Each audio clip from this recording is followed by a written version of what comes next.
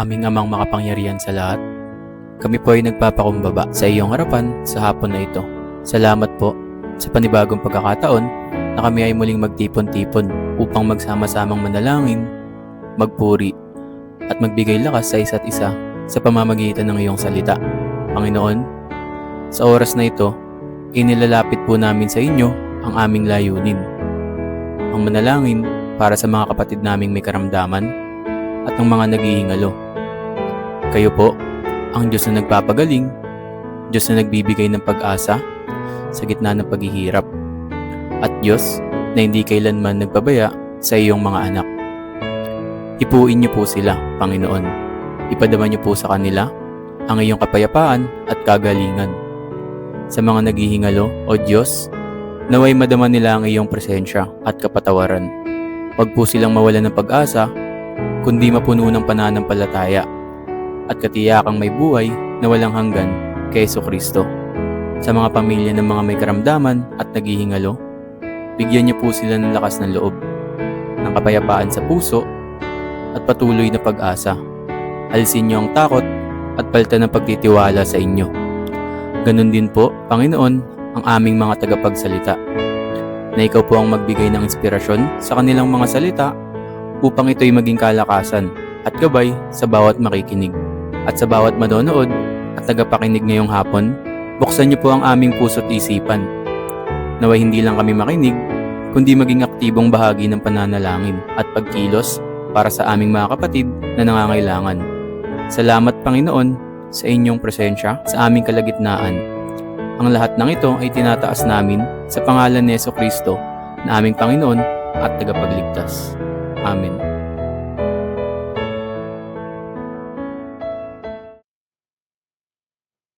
Mapagpalang hapon po sa ating lahat. Ngayon po ay Huwebes, July 23, 2026. We welcome you to our online prayer ministry 34th episode of the Global Conquest Prayer Ministry or GCPM. At ito ay nasa ikalabing isang buwan na po mula nung ating sinimulan noong Agosto 2025. Ito po ay ginagawa po natin tuwing Huwebes mula alas 3 ng hapon hanggang alas 4 ng hapon.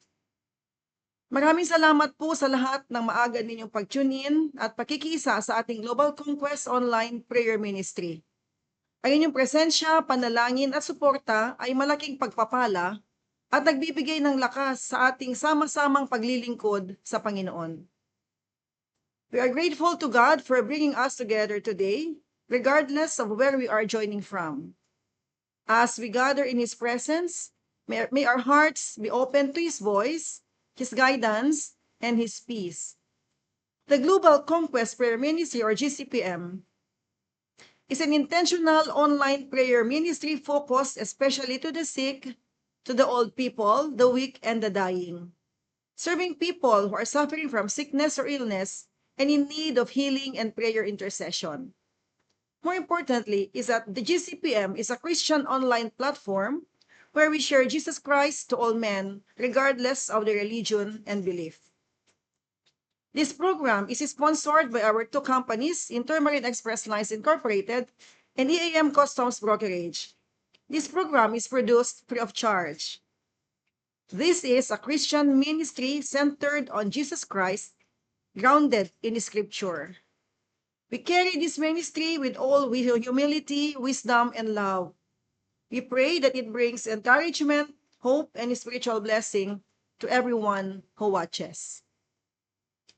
The vision of the Global Conquest Prayer Ministry is to model the life of Jesus Christ, who clearly practiced and taught a powerful ministry of prayer and intercession. The mission of the Global Conquest Prayer Ministry is to be a prayer intercessor for the sick, the weak, and the dying, and bring their petitions to God for healing and restoration. The strengths of the Global Conquest Prayer Ministry in today's digital world are the following. We provide encouragement and support for those facing illness, grief, and other difficulties. Number 2, we create opportunities to share God's word and pray together regularly. 3, we connect believers across different places and time zones worldwide. And 4, we allow people who are traveling, living near and far, to participate in this online ministry. Mga kapatid, sa panahon natin ngayon, ang teknolohiya ay naging isa sa mga paraan upang may pahayag ang salita ng Diyos. Ang online ministry ay nagbibigay ng pagkakataong maabot ang mga tao saan man sila naroroon, sa kanilang tahanan, trabaho, ospital man o kaya maging sa ibang bansa. Bagamat walang kapalit ang personal na pagsama-sama ng mga mananampalataya sa isang lokal na iglesia, ang online ministry ay maaaring maging mahalagang kasangkapan upang magbahagi ng pag-asa, magturo ng salita ng Diyos at mag-anyaya sa pananalangin. Inabot din namin ang mga taong hindi pa handang dumalo o ng personal o ang mga nasa higaan dahil sa karamdaman o mga tao na nasa bingit ng kamatayan. Ang GCPM ay isang prayer intercession ministry o panalangin pamamagitan. Kami po ay nananalangin para sa kapakanan ng iba. Ito ay isang pagpapakita ng pagmamahal, malasakit at pananampalataya. Kapag tayo ay namamagitan sa panalangin, inalalapit natin sa Diyos ang mga nangailangan ng kaniyang tulong, kagalingan, patnubay at kapayapaan. Ito ay patunay na tayo ay tapat sa ating paglilingkod at pag-ibig na nakatuon sa kapakanan ng ating kapwa. In the Bible, Abraham interceded for the people of Abimelech and God listened to his prayers. In Genesis chapter 20 verses 17 to 18. Dahil sa pagkakuha ng hari kay Sarah, pinarusahan ni Yahweh ang lahat ng babae sa sambahayan ni Abimelech. Hindi sila magkaanak. At upang malunasan ito, ipinanalangin sila ni Abraham. Gumaling naman si Abimelech, at mula noon, ang kanyang asawa at mga aliping babae ay nagkaanak. Mga kapatid, isa sa makahangahangang katotohanan ng ating pananampalataya ay si Jesus mismo, ang ating tagapamagitan. Habang nasa lupa si Jesus ay nanalangin para sa kanyang mga alagad, sa lahat ng sasampalataya sa kanya. Makikita ito sa John chapter 17. Kung saan ipinalangin niya ang kanilang pananampalataya, pagkakaisa, at pag-ingat ng Diyos. This is called high priestly prayer. Ito pang sinasabi sa John chapter 17 verses 9 to 11. Idinadalangin ko sila, hindi ang sanlibutan, kundi ang lahat ng ibinigay mo sa akin, sapagkat sila ay iyo. Ang lahat ng akin ay iyo, at ang lahat ng iyo ay akin, at pararangalan ako sa pamagitan nila. Ngayon ako'y papunta na sa iyo. Aalis na ako sa sanlibutan, ngunit nasa sanlibutan pa sila. Amang banal, ingatan mo sila sa pamamagitan ng kapangyarihan ng iyong pangalan. Pangalang ibinigay mo sa akin, upang sila'y maging isa kung paano tayo iisa. Ang talatang ito ay nagbibigay sa atin ng katiyakan na hindi tayo nag-iisa sa ating pananalangin. Ang presensya ni Jesus ay nasa gitna ng kanyang mga tagasunod. Ito ang dahilan kung bakit ang sama-samang pananalangin ay nagdudulot ng lakas, pag-asa, at pagkakaisa. Jesus is alive. Ang ating Diyos ay buhay. The Global Conquest Prayer Ministry online presence as follows. We broadcast via live streaming every Thursdays from 3 p.m. to 4 p.m. on Facebook page Global Conquest Prayer Ministry. After the live broadcast, we download every episode to YouTube around 5 p.m. every Thursdays. Just search Global Conquest Prayer Ministry on YouTube, where you can watch previous episodes with your loved ones at your most convenient time.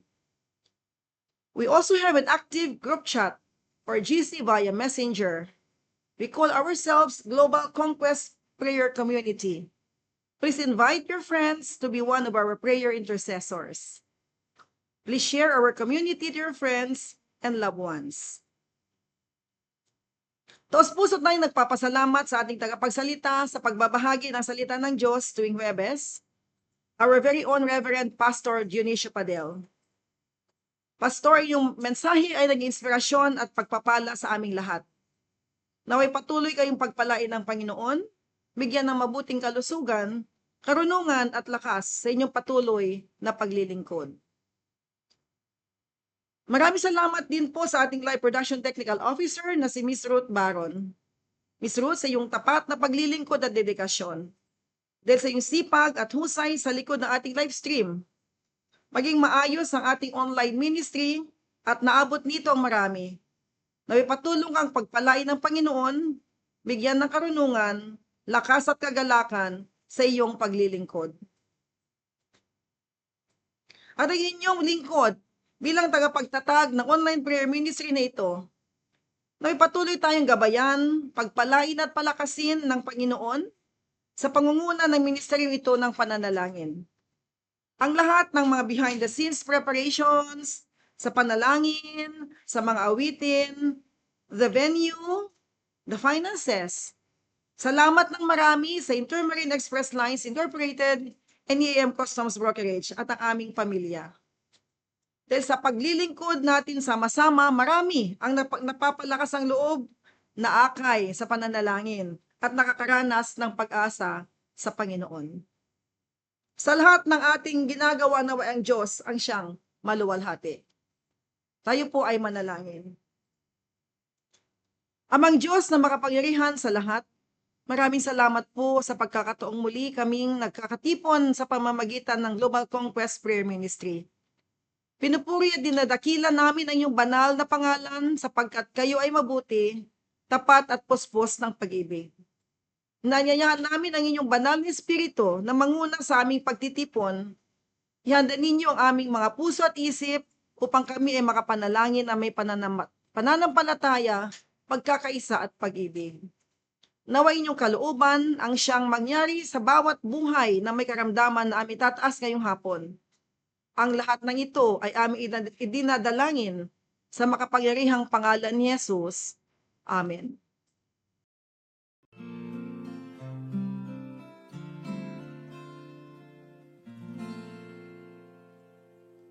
There is no problem too big, God cannot solve it. There is no mountain too tall, God cannot move it.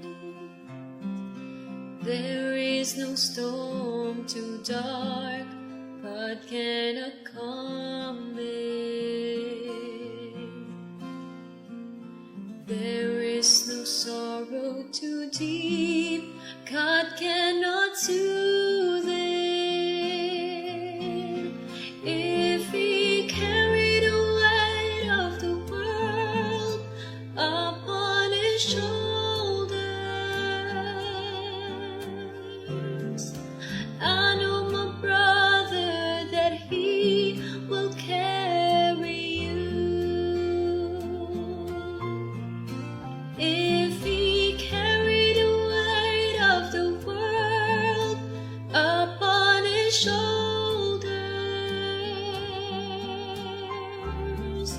I know, my sister, that He will carry you.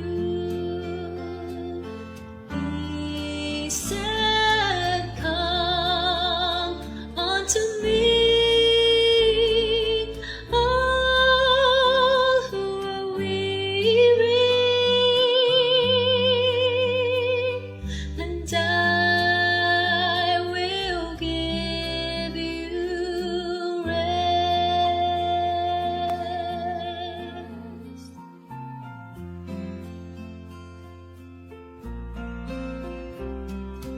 There is no problem too big, God cannot solve it. There is no mountain too tall, God cannot move it. There is no storm too dark, God cannot calm it. There is no sorrow too deep, God cannot soothe it.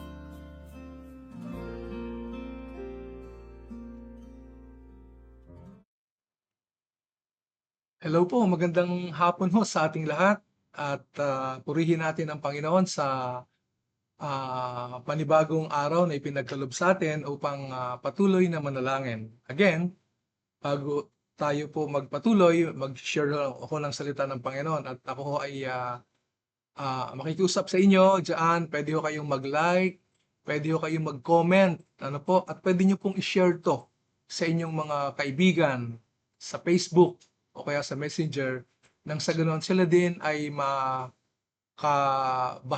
makasama natin sa ating palagiang ginagawa na ito sa ating platform na ito. So, magandang hapon ho sa ating lahat. Sa hapong ito ay pag-uusapan nun natin ang sinasabi ng aklat ni San Pedro sa 1 Peter chapter 2 verse 24. Ganito pong sinasabi, ano? Christ himself carried our sins in his body to the cross so that we might die to sin and live for righteousness. It is by his wounds that you have been healed. Sa kanyang pagkamatay sa krus, dinala niya ang bigat ng ating mga kasalanan upang tuluyan na nating iiwan ang pagkakasala at mamuhay sa kalooban ng Diyos. Kayo'y gumaling sa pamamagitan ng kanyang mga sugat. Pag-usapan natin ngayon, the cross that brings forgiveness, new life, and healing. Ang krus na nagdadala ng kapatawaran, ng bagong buhay, at kagalingan. Yan pong pag-usapan natin.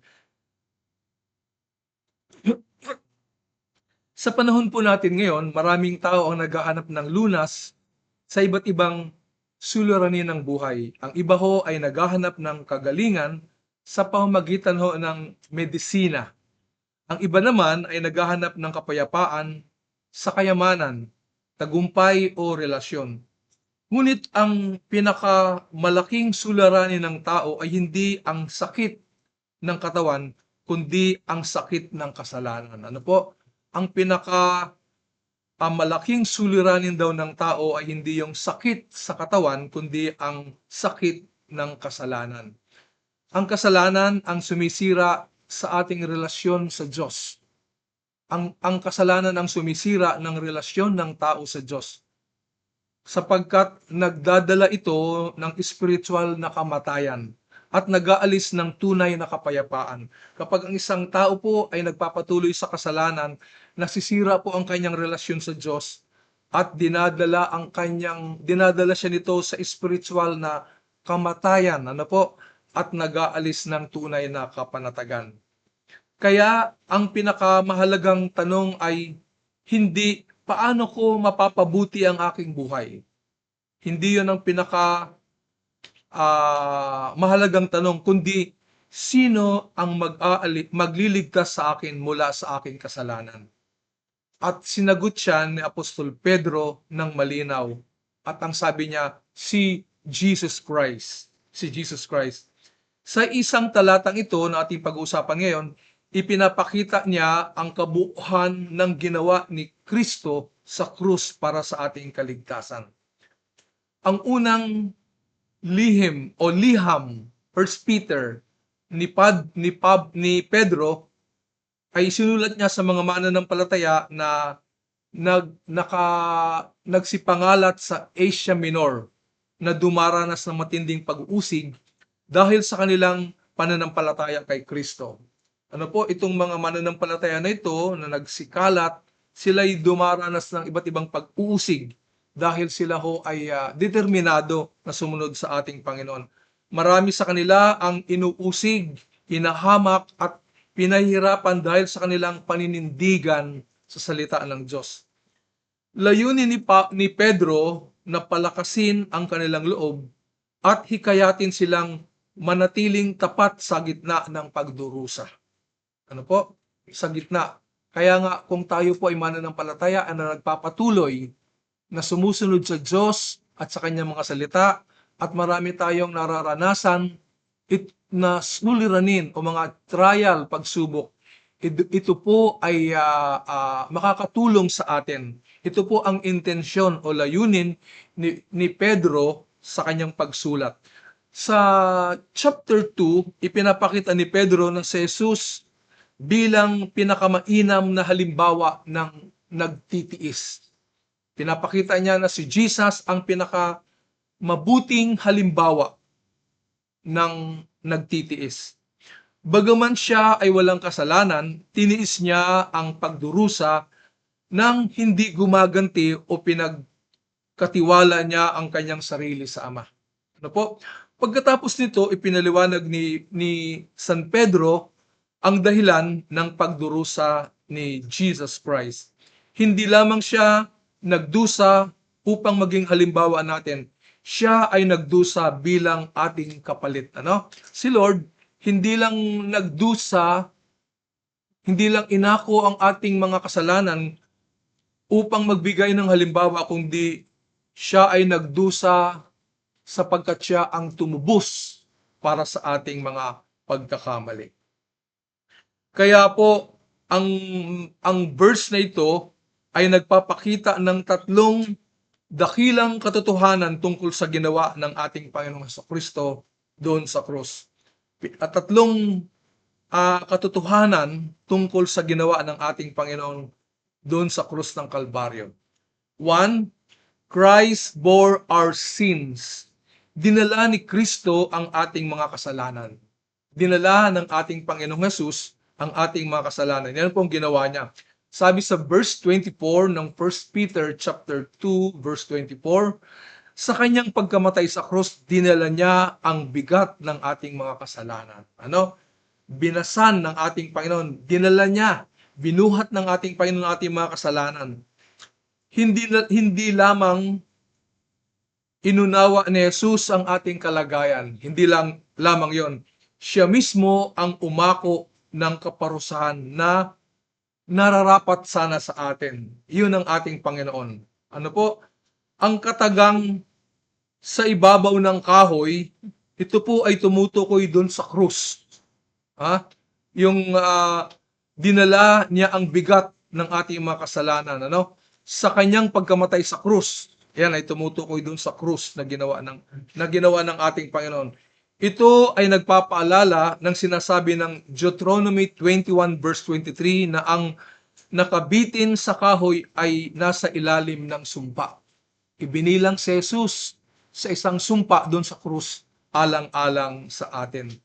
Tinanggap ni Jesus ang sumpang dapat sana ay para sa atin upang tayo ay makatanggap ng kapatawaran. Ano po? Upang makatanggap tayo ng kapatawaran, ang ginawa ng ating Panginoon, inako niya ang kasalanan, ang pagkamatay doon sa krus, ang ating mga kasalanan doon sa krus upang tayo ay mapatawad sa ating mga kasalanan. Yung pong salita rito na sa Greek na anenenken, ito pong salitang ito ay nangangahulugan na magdala bilang handog na sakripisyo. Yung Greek word na anenenken, ang ibig sabihin niyan ay magdala bilang handog na sakripisyo. Itong salitang ito ay ginagamit sa lumang tipan sa paghahandog alay sa Diyos. Ano po? Ito po ang ginawa ng ating Panginoon. Dinala niya yung handog na sacrifice para po sa atin, sa Diyos. Ipinapakita nito na si Jesus ang ganap at minsan naghandog para sa ating mga kasalanan. Ito po ang implication ng pinapakita nito na minsan ang ating Panginoon ay naghandog ng kanyang buhay alang-alang sa ating mga kasalanan. Hindi lamang krus ang pinasan ni Jesus. Pinasan din niya ang ating mga kasalanan. Hindi lang krus, kundi yung ating kasalanan ay pinasan ng ating Panginoon. Jesus did not simply carry a cross. He carried our sin. Ano? Dinala din ng ating Panginoon ang ating mga pagkakasala. Tinanggap ni Kristo ang parusang nararapat sa atin upang tayo ay tumanggap ng kapatawaran na hindi natin kayang pagbayaran. Ano po? Yung mga kasalanan na nagawa natin, hindi natin kayang bayaran yan. Pero tinanggap ng ating Panginoon. Hinandog niya ang kanyang buhay upang sa pamamagitan ng kanyang buhay na yon ay makamit natin ang kapatawaran para sa atin. Christ became our substitute, bearing the judgment we deserve, so we could receive the forgiveness we never deserve. Hindi tayo karapat-dapat, pero purihin natin ang Panginoon. Ano? Naging mapalad po tayo dahil sa ginawa ng ating Panginoon. Isipin po natin ang isang taong may napakalaking utang na hindi niya kayang bayaran. Kunyari, yung isang tao, meron siyang napakalaking utang at hindi niya kayang bayaran. Nang malapit na siyang hatulan, meron isang taong dumating at binayaran ang lahat ng kanyang pagkakautang. Dahil doon, naging malaya siyang umalis, hindi dahil sa siya'y inosente, kundi dahil may ibang pumalit sa kanya. Merong nagbayad sa kanyang napakalaking pagkakautang. Ganyan po ang ginawa ng ating Panginoong Kristo doon sa krus para sa atin. Yan po ang ginawa ng ating Panginoon. Ang sabi ho ng Isaiah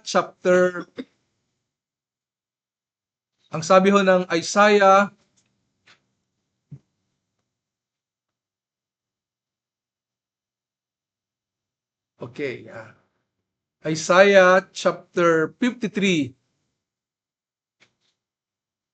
Ang sabi ho, verse 6, tayong lahat ay parang mga tupang naligaw, nagkanya-kanya tayo ng lakad. Ngunit inibig ni Yahweh na sa kanya'y ipataw ang parusang tayo ang dapat tumanggap. Kaya po, mapalad po tayo sapagkat meron pong tumulong at umako para mabayaran natin ang ating kasalanan na hindi natin kaya, at yun ay ang ating Panginoon. Kaya nga po, huwag mo nang pasanin ng kasalanan na matagal nang pinasan ng ating Panginoon. Ang gawin po natin, lumapit tayo sa Kanya at magsisi at manampalataya sapagkat ginawa na ng ating Panginoon na tayo ay mapatawad sa ating mga pagkakamali. Kaya nga, Christ bore our sins. Dinala ni Kristo ang ating mga kasalanan. Dapat tayo ang magdadala nun, pero dinala ng ating Panginoon. Kaya nga, itong verse na pinag-aaralan natin ay mayroong tatlong ipinapakitang dakilang katotohanan tungkol sa ginawa ng ating Panginoong Kristo. Ang una nga ay Christ bore our sins. Dinala ni Kristo ang ating mga kasalanan. At ang ikalawa, Christ gave us a new life. Christ gave us a new life. Binigyan tayo ni Kristo ng bagong buhay. Ano po? Binigyan tayo ni Kristo ng bagong buhay. Hindi lang tayo pinatawad. Hindi lang pinasa ng ating mga kasalanan, pinatawad. Binigyan pa niya tayo ng buhay. Ano sabi? Diyan sa verse na yan, upang tuluyan nating iwan ang pagkakasala at mamuhay ayon sa kalooban ng Diyos. Upang tuluyan nating iiwan ang kasalanan at mamuhay ayon sa kalooban ng Diyos. Hindi lamang tayo iniligtas upang makapasok sa kaharian ng langit. Hindi lang tayo niligtas ng Panginoon upang makapasok sa langit. Iniligtas tayo upang magkaroon din tayo ng panibagong pamumuhay. Niligtas din tayo ng ating niligtas tayo ng Panginoon upang makarating tayo sa kaharian ng Panginoon. Pero hindi lang yon. Ikalawa, binigyan tayo ng pagkakataon upang mamuhay sa panibagong buhay na ito na may kabanalan. Ang tunay na kaligtasan ay nagdudulot ng pagbabago ng puso at pamumuhay. Ito yung gusto ng Panginoon, na sa ating pagsunod sa Kanya, ipagpatuloy natin ang bagong buhay na ito. At yung bagong buhay nito may kasamang bagong puso at bagong pamumuhay. Ang taong nakakakilala kay Kristo ay hindi na alipin ng kasalanan. Kapag tayo po ay nakakakilala kay Lord, hindi na po tayo alipin ng kasalanan. Sa Greek po, may salitang apogenomenoy. Sa Greek, may salitang apogenomenoy. Ang kahulugan ng salitang apogenomenoy, ganap na humiwalay. Yun ang ibig sabihin, ganap na humiwalay. mamamatay sa dating pamumuhay. Yan po yung nangyari sa atin. Dahil sa ginawa ng ating Panginoon, nagkaroon tayo ng menoy. Ang ibig sabihin, nagkaroon tayo ng ganap na papamuhay, nakalaya tayo sa kasalanan, namamatay tayo sa dati nating kasalanan. Yung ibig sabihin po ng Greek na yan, no? Ipinapakita nito ang isang tiyak na pagtalikod sa dating buhay na makasalanan. Kasi may ginawa ang ating Panginoon. Kaya nga sinasabi, mamuhay na tayo na may kabanalan. Ito ang ginawa ni Jesus para sa ating mga sumasampalataya sa Kanya. Kapag tayo po ay patuloy, ang isang tao po ay nagsisi at patuloy na ng palataya, nararanasan niya po yung apogenomenoy. Ang ibig sabihin, nagkakaroon siya ng ganap na pagkawalay sa tali ng kasalanan. Namamatay na siya sa dating pamumuhay sa makasalanan. Nagkakaroon siya ng pagkakataon mamuhay ng kabanalan. Ito ang ginawa ni Jesus para sa atin sa mga sumasampalataya sa Kanya. Kaya po pagka tayo patuloy na sumampalataya sa Panginoon, siya ho ang tutulong upang makalaya tayo. Sapagkat ang plano ng Panginoon, hindi lang tayo makarating sa Kanyang kaharian. Ang plano niya, makapamuhay din tayo kahit nandito tayo sa lupa sa isang bagong buhay na ito. Sa isang bagong buhay na ito. Kaya nga po, ang biyaya ng Diyos ay hindi pahintulot upang magkasala ka sa kapangyarihan kundi sa halip makapamuhay tayo ng matuwid.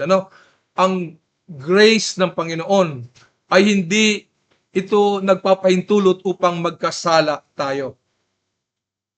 Sa halip, meron tong kapangyarihan upang makapamuhay tayo ng matuwid. The grace of God does not excuse sinful living. Grace empowers righteous living. Kaya pag tayo po ay nagpapatuloy kay Lord, lalo po tayong nagiging maalab ang ating paglakad sa katuwiran. Nagiging maalab po ang ating paglakad sa katuwiran dahil sa ginawa ng ating Panginoon. Ang tunay na kaligtasan ay makikita sa isang binagong buhay. Magtataka kayo, may mga tao na hindi makaalis-alis sa kasalanan kasi nga ho, nasasapot. Hindi ho natin kaya. Ang makakagawa lang nito ay walang iba kundi ang ating Panginoon. The evidence of genuine salvation is a transformed life. Yung katunayan ng isang tunay na kasumpong ng kaligtasan o pagliligtas ng Panginoon, meron siyang transformed life na babago ang kanyang buhay. Alam niyo po, yung paru-paro, butterfly, yan ho, pag naging butterfly yan, hindi na po yan bumabalik sa pamumuhay bilang higad. Yung higad, ano po? Higad.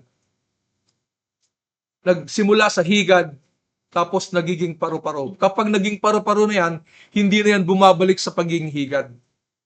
Nagbabago na ang kanyang kalikasan.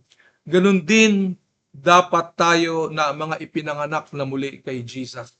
Hindi na tayo nagbabalik sa dati, kundi nagpapatuloy tayo sa kabanalan ng ating Panginoon. Ang sabi ng Romans chapter 6 verse 11, kaya't dapat ninyong ibilang ang inyong sarili na patay na sa kasalanan, datapat buhay naman para sa Diyos sa inyong pakikipag-isa kay Kristo Jesus. Wag na nating ibilang, wag nating balik-balikan yung dati nating mga pagkakamali. Dapat mag-focus tayo para sa Diyos sa ating pakikipag-isa sa ating Panginoon. Ang sabi ng Galatians chapter 2 verse 20, at kung ako'y may buhay, sabi ni Pablo, at kung ako'y may buhay ngayon, hindi na ako ang nabubuhay, kundi si Kristo ang nabubuhay sa akin. At habang ako'y nasa daigdig, nasa Pilipinas, o nasa Amerika, o nasa Korea, kung saan naman, at habang ako'y nasa daigdig, namumuhay akong sa pananalig sa anak ng Diyos na umibig sa akin at nag-alay ng kanyang buhay para sa akin. Yun ang punto ni Pablo na nagpapatuloy na siya sa isang bagong buhay, sapagkat ang intention ng Lord, hindi lang tayo paparatingin makarating sa langit. Dito pa lang pwede tayong mamuhay ng may kabanalan. Sabi nga nung awit, kahit ka na sa lupa ay parang langit na rin sapagkat nararanasan mo ang binagong buhay ng ating Panginoon. Kaya nga, maganda na i-check natin ang ating sarili. May nakakita bang pagbabago ang mga tao sa ating buhay mula nang makilala natin si Kristo? Mula nang makilala natin si Lord, ang mga tao ba na nakakahalubilo natin, may nakikita bang bago sa ating buhay? Yan ang dapat nating i-check. Kasi nga, Christ gave us a new life. Christ give us new life. Binigyan tayo ni Kristo ng bagong buhay. Binigyan tayo ni Kristo ng bagong buhay. Kaya nga po, itong ating pinag-uusapan na sinasabi ni Pedro, ipinapakita niya ang tatlong dakilang katotohanan tungkol sa ginawa ni Kristo sa krus. At ang ikatlo, Christ brought our healing. Nagbigay si Kristo ng tunay na kagalingan. Si Lord nagbibigay ng tunay na kagalingan. Sabi ho sa verse na yon, sa 1 Peter chapter 2 verse 24, kayo'y gumaling sa pamamagitan ng kanyang mga sugat. Gumaling po tayo. Gumagaling at patuloy na gumagaling dahil sa sugat ng ating Panginoon. Alam niyo po, si Lord, nung nakapako siya sa krus, nung siya'y tinutusok, tatanggapin niya yung tusok sapagkat alam niya yung tusok na yon, yung dugo na lumalabas, iyon na magbibigay ng kagalingan sa atin at maging sa ating mundo. Ang dugo ng ating Panginoon. Ang dugo ng ating Panginoon. Kaya nga, kung maalala niyo, ang sabi ng John, tingnan niyo, masdan niyo, siya yung kordero ng Diyos na mag-aalis ng kasalanan ng sanglibutan. Si Kristo po ang nagbigay ng tunay na kagalingan po sa atin. Ang pangunahing tinutukoy ni Pedro dito, nakagalingan ng ating spiritual na kagalingan. Ang pinakamalalim na sakit ng tao ay ang kasalanan. Sa pamamagitan ng sugat ni Jesus, tayo ay pinagaling mula sa pagkakasala, mula sa kaparusahan, sa judgment, at sa pagkawalay. Alam nyo, sabi ko nga, meron tayong universal problem nung nagkasala si Eva at Adan. Nahiwalay na ang tao. Nahiwalay. Pero yan ay solution na ng ating Panginoon. Nung nagkasalang tao, meron na agad nakaparusahan dahil sa kasalanan. Pero yan, pinagaling tayo ng ating Panginoon. Pwede tayong magpatuloy na lumakad ng matuwid at yung kaparusahan ay mapapatawad sa atin at ang pagkawalay natin sa Diyos ay napapanumbalik. Bagamat maaari pa ring magpagaling ang Diyos sa mga physical na karamdaman ayon sa kanyang kalooban, ang pangunahing diin ng verse na ito na pinag-aralan ng ating talata ay ang kagalingan ng ating kaluluwa, ng ating spiritual na buhay. Ito po, sa pamamagitan ng sugat ng ating Panginoon, tayo po'y pinagaling mula sa ating pagkakasala, kaparusahan, at pagkawalay sa Diyos. Pagkawalay sa Diyos. Sa Greek, may salitang aitete. Ang ibig sabihin niyan sa Greek, kayo ay pinagaling. Kayo ay pinagaling. Ito ay passive tense na nagpapakita ng isang ganap na gawaing ginawa ni Kristo para sa atin. Ano po? Yan yung Greek na yan, aitete. Kayo ay pinagaling ng ating Panginoon. Yan po ay isang ganap na ginawa ng ating Panginoong Kristo. Ang mga sugat ni Jesus ang naging lunas sa sugat ng ating kaluluwa. Kaya nga si Lord tatanggapin niya sapagkat alam niyang gagaling tayo. Gagaling. Tatanggapin niya yung mga saksak sa Kanya. Kahit lumabas ikamatay niya sapagkat yung Kanyang buhay ang magpapagaling sa ating. The wounds of Jesus became the healing of our souls. Ang mga sugat ng ating Panginoon ang naging kagalingan ng ating kaluluwa. Ang pinakadakilang kagalingan ay ang kapatawaran at pagpapanumbalik ng ating relasyon sa Diyos. Ito po yung pinakadakilang kagalingan yung makabalik tayo sa ating Panginoon. The greatest healing is not physical. It is spiritual restoration through Jesus Christ.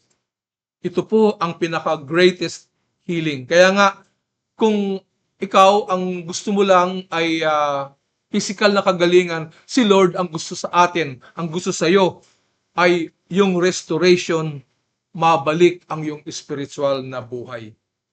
Maaring, alam niyo po, kung may sugat ka, maaring takpan mo ng benda yung sugat, yung isang sugat.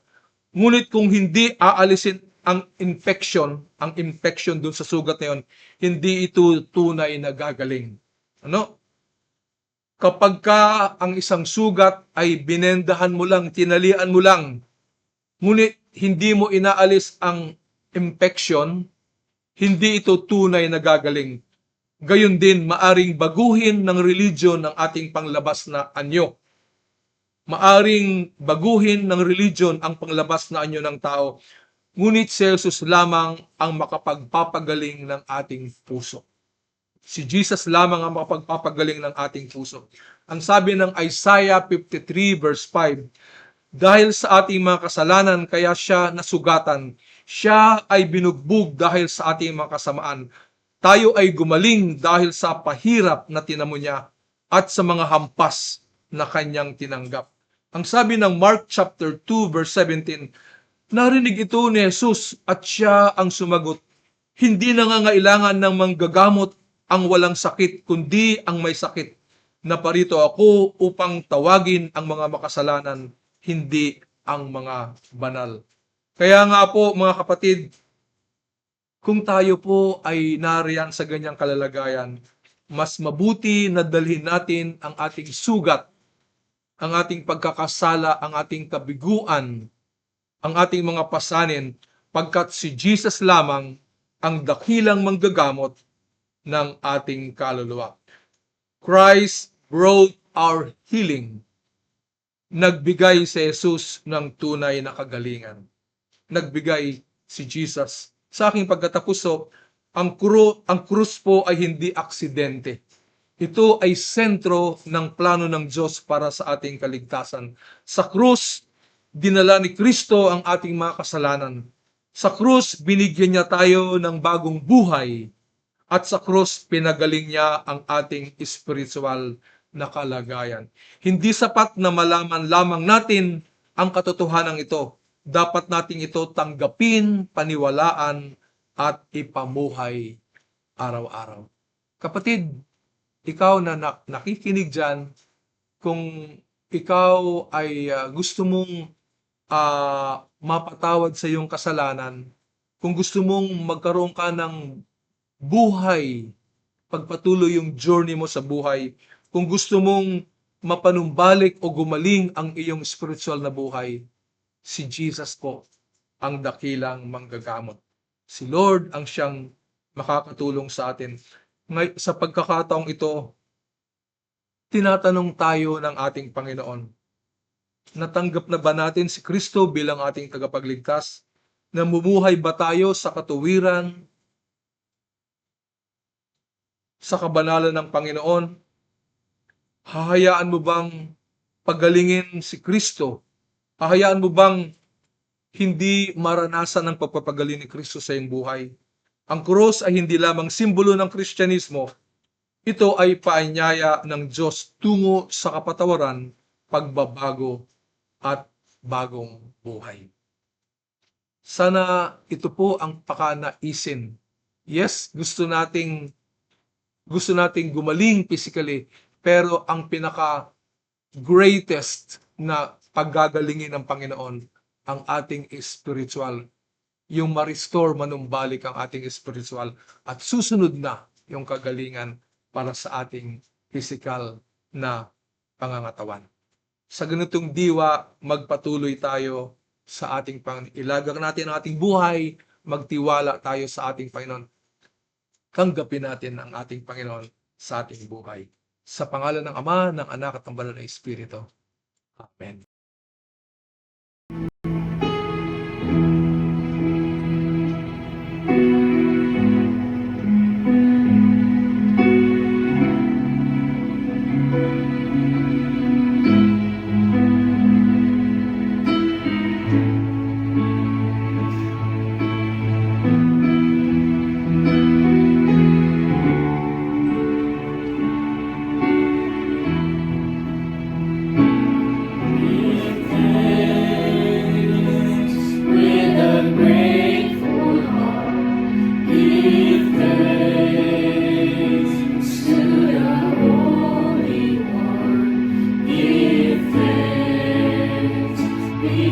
because it's given Jesus Christ, His Son. Give thanks with a grateful heart. Give thanks to the Holy One. Give thanks because it's given Jesus Christ, His Son. And now let the weak say, I am strong. Let the poor say, I am rich, because of what the Lord has done for us. Give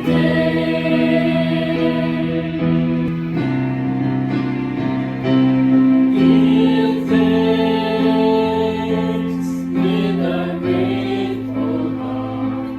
Give thanks to the Holy One. Give thanks because it's given Jesus Christ, His Son.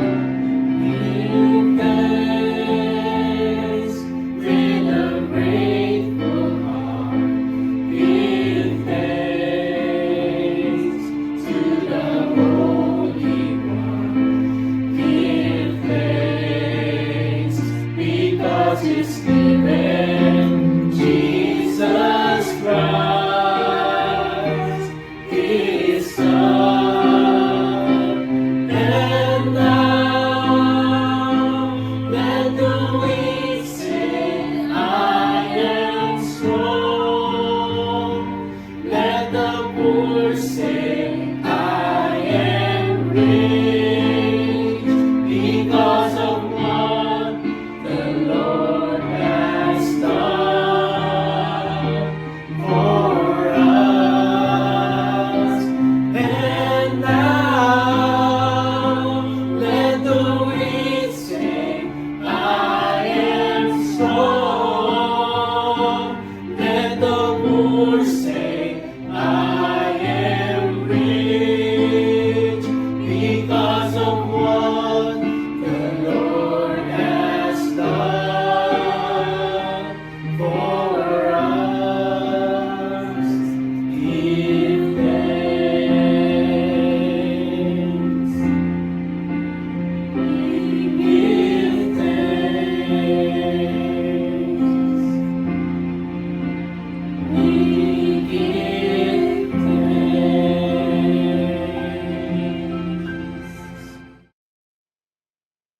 Salamat po sa napakagandang awit na atin napakinggan. Tayo po ay dumulog sa ating Panginoon at tayo po ay manalangin. Tayo po ay manalangin. Amang makapangyarihan, maraming salamat sa iyong dakilang pag-ibig na ipinakita mo sa pamamagitan ng iyong anak na si Jesus. Salamat sapagkat dinala niya ang aming mga kasalanan sa krus upang kami ay magkaroon ng kapatawaran, bagong buhay at tunay na kagalingan. Patawarin mo kami sa aming mga sala. Tulungan mo kaming maging talikuran ng aming mga dating pamumuhay at lumakad kami sa katuwiran. Kung may mga sugat ang aming puso, Panginoon, pagalingin mo kami sa pamamagitan ng iyong biyaya. Palakasin mo ang aming pananampalataya at tulungan mo kaming makapamuhay araw-araw para sa iyong kaluwalhatian. Naway maging buhay namin ang patutuo ng kapangyarihan ng krus po ninyo. Ito po ang aming panalangin sa iyo, Panginoon. Lord, patuloy kaming nananalangin sa inyo, Panginoon. Salamat po, O Diyos. Patuloy namin pinapanalangin sa iyo si Reverend Max Aguinaldo. Nagpipray po kami ng complete healing and fast recovery para sa kanyang restoration, Panginoon. Lord, tulungan mong manumbalik ang kanyang lakas, Panginoon. Siya ho ay makatayo at makalakad may pagpatuloy niyang ginagawa. Lord, salamat ng marami sa inyo, Panginoon. Kayo magpo-provide ng pangailangan din niya. Lord, si Mariel Amian, patuloy ang aming panalangin na siya ay lumakas mula sa kanyang stroke, Panginoon. Salamat sa inyo, Panginoon. Si Efren Cruz, patuloy din namin tinataas po namin sa kanyang mild stroke, Panginoon. Hipuin niyo po ang kapatid po namin ito. Salamat po sapagkat ang yung banal na dugo, Panginoon, ay naging bahagi upang makamit namin ng kapatid na Efren ang kanyang kagalingan, Panginoon. Ganon din si Jo Marie Medina Resedi, Panginoon. Tulungan mo po siya sa kanyang karamdaman, Panginoon. Lord, merong siyang seizure, Panginoon. Lord, pagalingin mo po ang aming kapatid na ito, Panginoon. Nawa po ay yung ECG niya, Panginoon, ay bumuti, Panginoon, ang result. Salamat po sa inyo, O Diyos. Si Eddie, patuloy ang aming panalangin sa kanya na gumaling din siya sa kanyang prostate, Lord. At ganun din ay maging mabuti ang kanyang pagdumi, O Lord. Salamat ng marami sa inyo, Panginoon. Patuloy namin pinapanalangin si kapatid na Carol Cabe sa kanyang breast cancer, Panginoon. Kayo po ang siyang kikilos po sa kanya, Panginoon. Tulungan mo po ang aming kapatid na ito. Kayo magpo-provide ng kanyang pangailangan. Ganon din si Lani Salazar, Panginoon. Meron din siyang breast cancer. Pagagalingin niyo po siya, O Diyos. Lord, si Richel Roa, tinatas din namin siya sa iyo. Meron din siyang breast cancer. Pagagalingin mo po ang kapatid po namin ito, Lord. Salamat, Lord, si Ami Paner.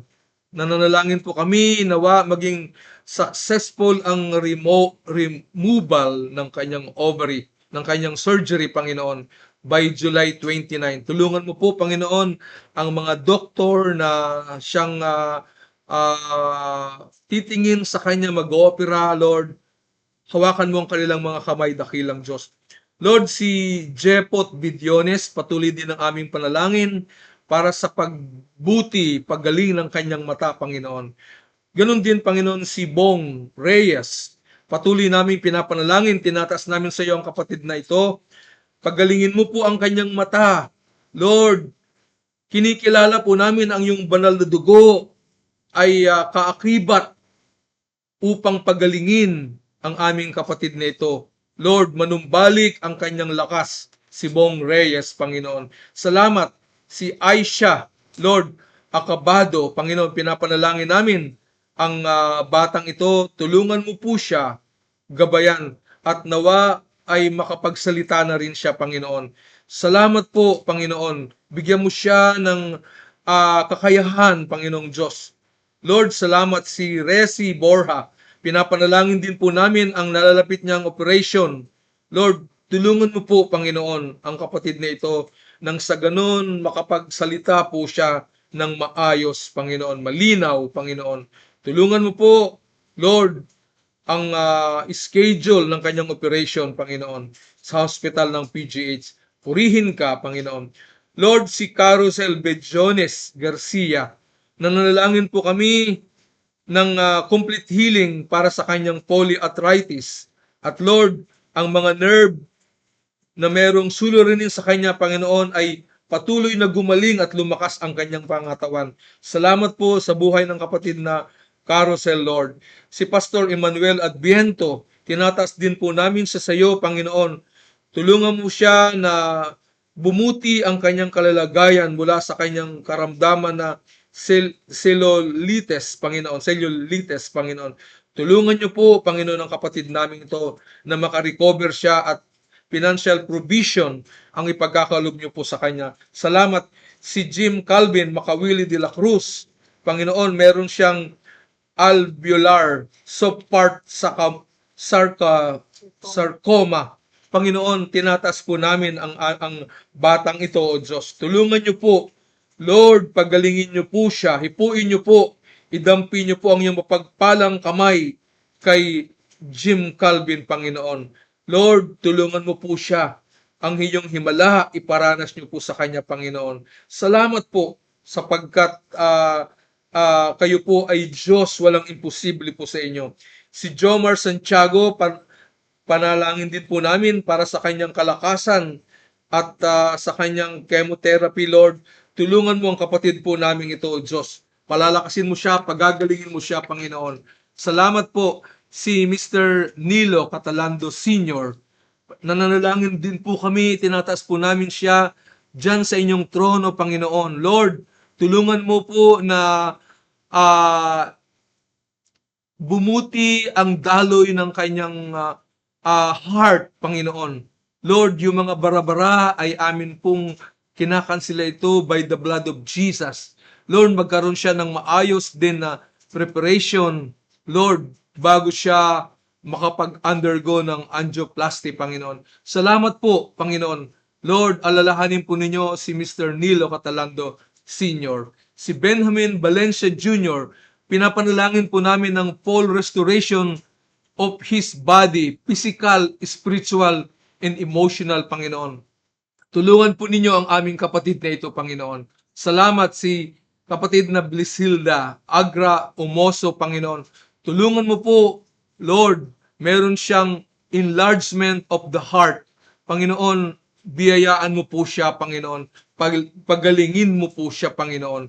Lord, higit sa lahat, pinapanalangin namin ang mga nabanggit ko, ang kanilang spiritual life, Panginoon, ang mapagaling din, Panginoon. Salamat sa iyo, Panginoon. Ang kapatid na Placida Obong Esmeralda, Panginoon, tulungan mo po siya, Panginoon, ay nagda-dialysis po siya 3 times a week. Hinihiling po namin ang kalakasan na buhat po sa inyo, Panginoon, at financial support. Kayo po ang siyang kikilos po sa aming kapatid na ito, Panginoon, kay Placida, O Lord. Salamat. Si kapatid na Eleanor Aguda Corpus, pinapanalangin din po namin ang kanyang hypertension, Panginoon. Lord, tulungan mong bumaba, bumuti, at ang circulation ng kanyang blood. Panginoon, nagpipray po kami sa aming kapatid na Eleanor na ito, Diyos. Salamat, Panginoon. Si Potpot, pinapanalangin namin para sa kanyang complete development sa kanyang buong katawan, Panginoon. Tulungan mo po ang aming kapatid na ito, Diyos. Salamat po, O Diyos. Pagagalingin mo po si Potpot, Lord. Salamat. Si Jenny, Lord, Meman, nananalangin po kami, Lord, na kayo ang patuloy na mag-iingat sa kanya, samantalang siya ay nasa Ibayo, Switzerland. Tulungan mo po, Panginoon, at sa kanyang pagbabalik, nagpipray po kami ng inyong covering, inyong traveling mercy hanggang sa makabalik siya dito po sa Bocobo, Panginoon. Salamat ng marami, purihin ang iyong pangalan. Lord, patuloy namin pinapanalangin din sa iyo ang aming bansa. Lord, patnubayan mo ang aming Pangulo, ang mga leaders po namin, O Diyos, mula sa kanyang kabinete, upper house, lower house, ang mga governors, mga city mayors, mga barangay official, nagpipray po kami ng inyong pagtulong, pagbibigay ng wisdom sa kanila upang mapangunahan ang kanilang constituent, Panginoon. Salamat ng marami sa inyo. Purihin, ingatan niyo po sila, ang kanilang mga pamilya, Panginoon. Salamat po, O Diyos. Protection din po and provision and guidance and wisdom para sa Intermarine Express Line, NAMCB, Panginoon Custom Broker. Lord, agpipray po kami ng inyong patuloy na pag-iingat and more client na ipagkakalob nyo ng papaglilingkuran ng nasabing company. Purihin ang iyong pangalan, and especially to our Global Conquest Prayer Ministry na marami pang taong matulungan sa pamagitan ng ginagawa naming prayer na ito at pagbabahagi ng salita niyo, Panginoon. Lord, tulungan mo na makarating sa kanila ang iyong mensahe, ang kagalingan, Panginoon. Salamat, Lord, si Lani Perdido. Pinapanalangin po namin ang kanyang mental problem, Panginoon. Lord, salamat po sa inyo. I pray, Lord, ina-apply namin ang iyong banal na dugo kay Lani Perdido. Lord, si Ginang Gloria Ponasher, nagpipray po kami, Panginoon, para sa kanyang stomach pain. Tulungan mong gumaling.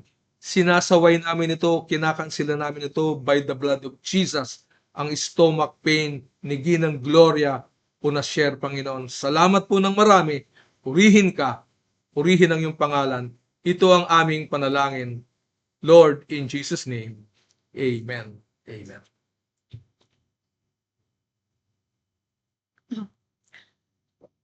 Amen and amen. So let us give our best clap offering to God.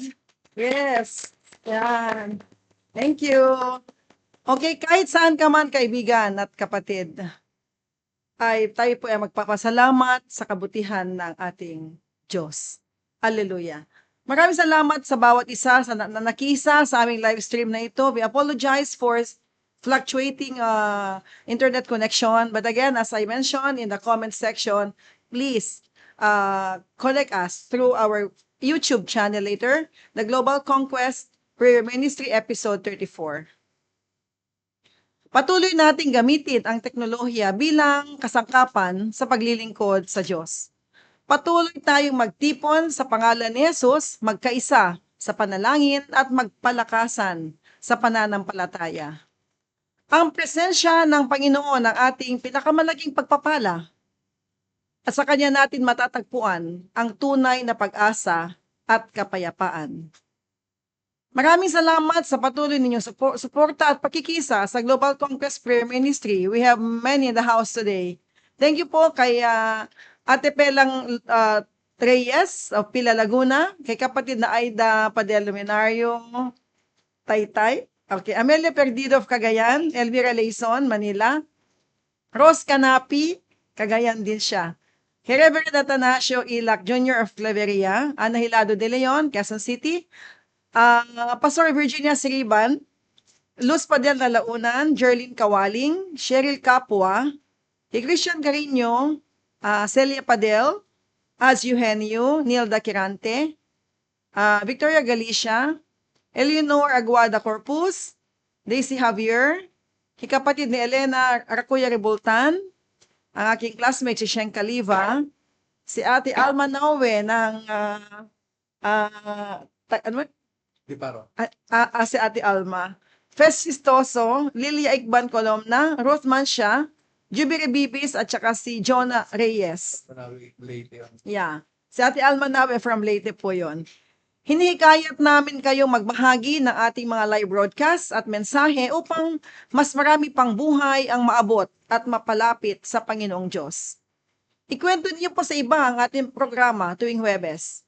I-forward niyo po sa inyong mga kaibigan at kakilala at panoorin ninyo ang ating previous episodes sa YouTube. Global Conquest Prayer Ministry Episode 34 at mga naunang episodes, mamayang 5 p.m. po, ay downloaded na doon. Again, this is an online prayer ministry. If you have sick relatives, kindly write their names in the comment section so we can include them in our prayers. Prayer intercession is not only done every Thursday afternoon, but every day 24/7, all prayer requests are lifted to God and prayed over constantly. We are standing with you in faith for healing, comfort, and strength. If we could not mention their names today, we will do our best to include their names in the next presentation. Pakiusap din namin na tawagan o i-message niyo po kami kung magaling ng ating ipinapanalangin. Magpatuto tayo sa kabutihan ng Diyos. Also, we welcome those who would like to share their testimonies online. Please contact us at our messenger group chat. Welcome din po yung mga gustong umawit at magbigay ng kanilang talento, either as choir, solo, or family singing, preferably hymns of praise and worship. Tayo po ay manalangin. Amang makapangyarihan sa lahat, sa pagtatapos ng aming online prayer ministry, pinagkakatiwala namin sa inyo ang lahat ng aming mga kahilingan. Patuloy ninyo kaming samahan at ang ating mga may sakit, bigyan niyo ng lakas ang mga nanghihina, aliwin ang mga nagdadalamhati, at gabayan ang mga naghahanap ng inyong kalooban. Palakasin po ninyo ang aming pananampalataya upang patuloy kaming magtiwala sa inyo sa lahat ng pagkakataon. Gawin ninyo kaming mga instrumento ng inyong pag-ibig, kapayapaan at pag-asa sa aming mga tahanan, trabaho, simbahan at komunidad. Ang lahat ng ito ay aming idinadalangin sa makapangyarihang pangalan ni Jesus. Amen. And finally, God is our healer, our refuge, and our strength. In every pain, His grace is enough. In every healing, His name is glorified. Trust Him completely. Thank you, Lord, for everything, seen and unseen, answered prayers, and silent battles won. We are beyond grateful. Maraming salamat po sa inyong pagtitiwala at pagkikisa. Naway patuloy tayong pagpalain, ingatan at gabayan ng ating Panginoon. Hanggang sa muli, July 30, 2026, Thursday, for our episode 35. Please mark your calendar. Only Jesus can save. God bless po sa ating lahat. Tayo po ay sandaling tumahimik at tanggapin natin ng pasbas at o benediksyon mula sa ating pastor.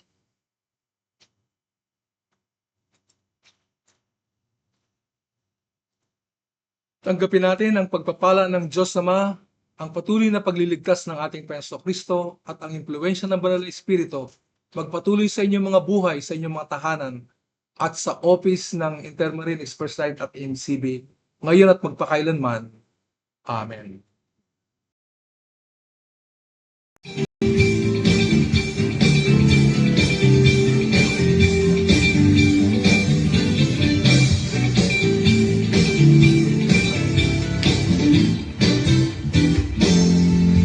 Tatakbo ngunit di mahapon, lalakad di mapapagod, maghihintay ng may tagumpay pagkat wagas ito ay nasa iyo. Tatakbo ngunit di mahapon, lalakad di mapapagod, maghihintay ng may tagumpay pagkat wagas ito ay nasa iyo. Tulad ng agila'y mainan lang nang may panipagong sila. Ako ay agilang mainan lang nang may panipagong sila. Ikaw ang hangin na nagtutulak sa akin sa ibabaw ng bagyo na nangangalit. O Diyos, purihin ka sa panipagong sila.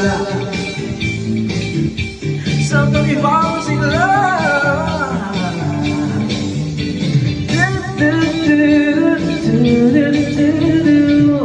O ay tatakbo,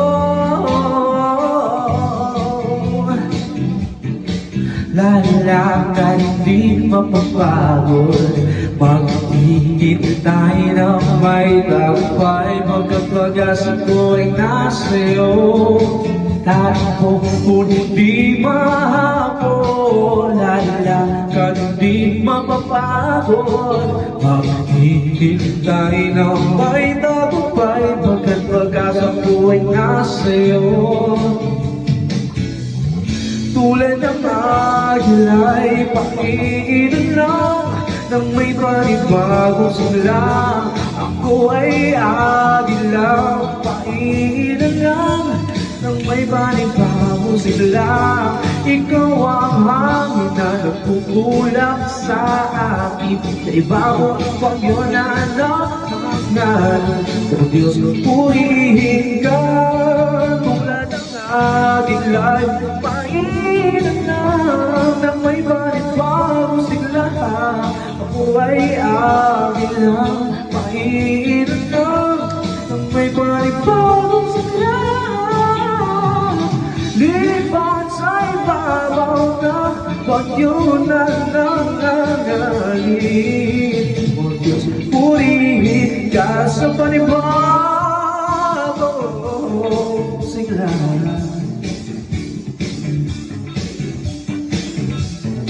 Tulad ng agila'y lilipad ng may panibagong sigla. Ako ay tatakbo, ngunit di mahapon, lalakad di mapapagod, maghihintay may damay pagkat wagas ko nasa iyo. Tatakbo, Di mahapon, lalakad, hindi mapapagod. Maghihintay, ang may nakapay, pag-asa ko ay nasa'yo.